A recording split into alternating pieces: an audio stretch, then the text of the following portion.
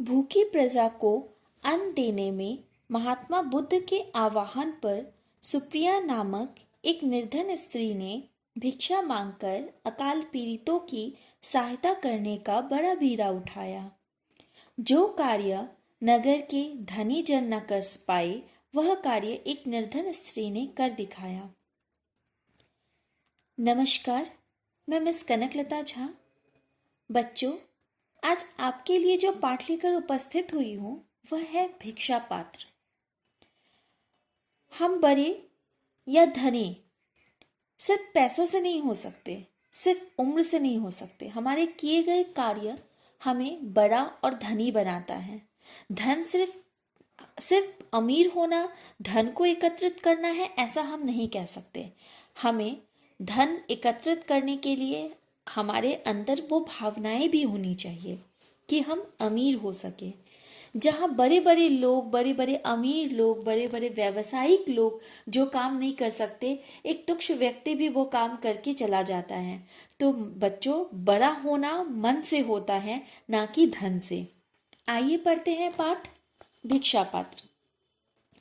पिछले 2-3 वर्ष वर्षा ठीक तरह से नहीं हुई थी। इस वर्ष तो वर्षा की एक बूंद भी न बरसी थी। भयंकर सूखा पड़ गया था। धरती का कलेजा फट गया था। उसमें जगह जगह दरारें पड़ गई थी। पेड़ पौधे सूख गए थे।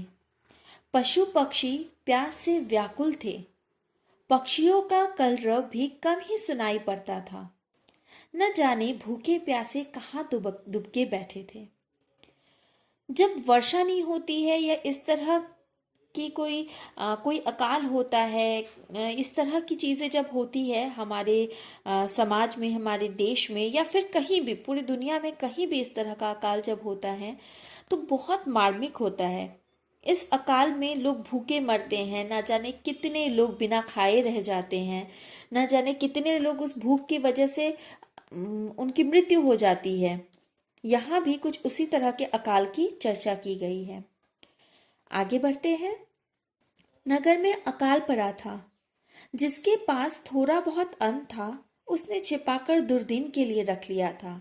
प्रजा हाहाकार कर उठी। यानी खाने के लिए बिल्कुल भी कुछ भी नहीं था, और जिसके पास थोड़ा बहुत था या जो कुछ खरीद सकते थे वो सब हम खरीद कर अपने पास दुर्दिन के लिए रख ले रहे थे, बिना ये सोचे कि बाकी सबका क्या होगा। बच्चों, इसको हम आज से बहुत अच्छे तरीके से जोड़ सकते हैं। आज भी आप देखो, हम इस तरह के दुर्दिन से ही गुजर रहे हैं, जहां पर कोरोना वायरस नाम का ऐसा एक वायरस है जिसने हम सबके जीवन को अस्त व्यस्त करके रख दिया है। ऐसे में जिनके पास बहुत धन था, वे लोग उन धन की बदौलत सारे सामान को, सारे खाने पीने की चीज़ों को अपने पास जमा करके रख लेते थे, जिसकी वजह से कितने गरीब, न जाने जो रोज कमाकर रोज खाने वाले गरीब थे, उनको भूखे मरना पड़ रहा था। तो आप सब इससे परिचित होंगे, जानते होंगे इन सब चीज़ों को। आप सब देख सकते हैं अभी हमारे समाज में कैसी दुर्दिन चल रही है। ठीक भिक्षा पात्र में भी उसी तरह की दुर्दिन की चर्चा की गई है। आगे बढ़ते हैं। गौतम बुद्ध से जन जन की परेशानी देखी ना गई। गौतम बुद्ध वैसे भी एक ऐसे व्यक्ति थे, एक ऐसे महान व्यक्ति थे, सिर्फ व्यक्ति कहना गलत होगा बच्चों, एक ऐसे महान व्यक्ति थे जिनसे कभी दूसरों की परेशानी देखी ही नहीं गई। उन्होंने हमेशा दूसरों की परेशानियों को, दूसरों के दुख दर्द को बांटने की, दूसरों की समस्याओं को हल करने की कोशिश की है।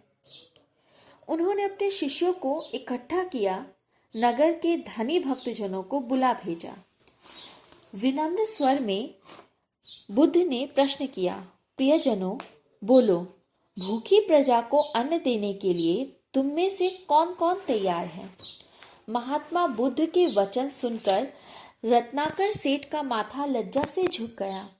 वह हाथ जोड़कर बोला, भगवान, इतने बड़े नगर में के हर प्राणी तक अनाज पहुंचाना मेरे बस की बात नहीं। तथागत ने अपनी दृष्टि घुमाई। उनकी नज़र सेनापति जयसेन पर पड़ी। जयसेन ने कहा, तथागत, प्राण देने से यदि जनता को अन्न प्राप्त हो जाए तो मैं पल भर में तैयार हूँ, लेकिन मेरे घर में इतना अनाज कहाँ कि पूरे नगर का पेट भर सकूं। ये बड़े बड़े लोग हैं, समाज के स्थापत्य लोग हैं, जिनके पास धन की कमी नहीं है। वे लोग अपने हाथ खड़े कर रहे हैं कि हमसे इस तरह का अनाज का दान नहीं हो पाएगा। पूरे नगर को भोजन करा पाना हम सबके बस की बात नहीं है। तभी धर्मपाल बोल उठा, भगवान, मैं तो अपने ही भाग्य का मारा हूँ। वर्षा ना होने से मेरे सब खेत सूख गए हैं।